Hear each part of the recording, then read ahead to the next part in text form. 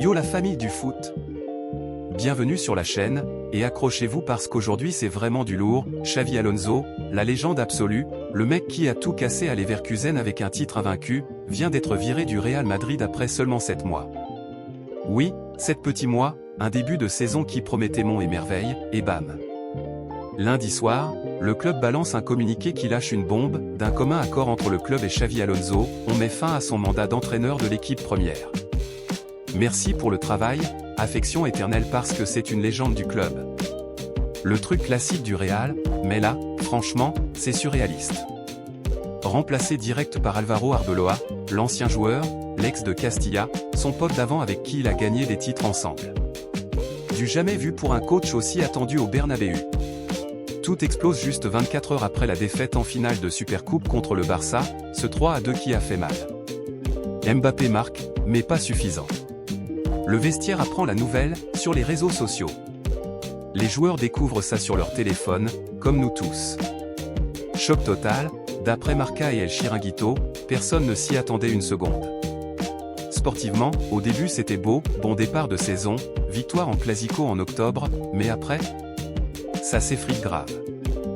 Défaite en demi du Club World Cup contre le PSG, blessure à répétition partout, le milieu orphelin sans Modric au parti contre l'avis d'Alonso, et pas de vrai cerveau au milieu malgré les millions claqués.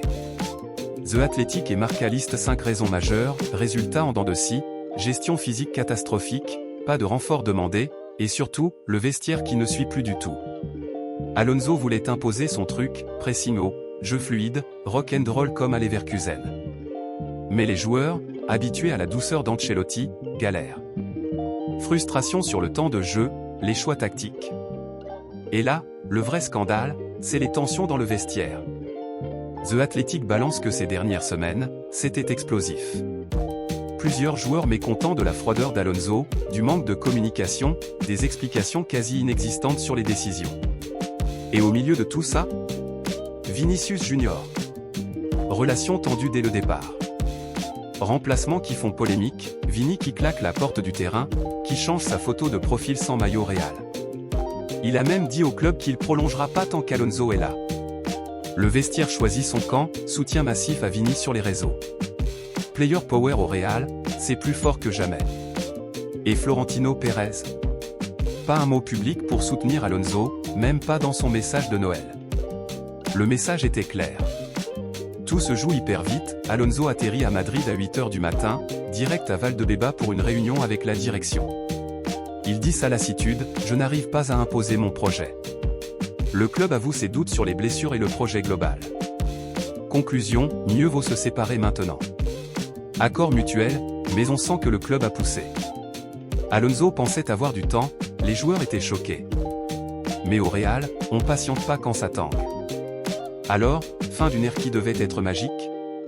Ou électrochoc nécessaire pour relancer la machine? Xavi reste une légende éternelle comme joueur, mais comme coach ici, c'était trop tôt, trop dur pour lui. Arbeloa, son ancien coéquipier, va-t-il calmer le vestiaire et remettre de l'ordre? Dites-moi tout en commentaire, vous pensez que c'est la faute d'Alonso, du vestiaire, de Florentino? Vinicius doit partir ou pas?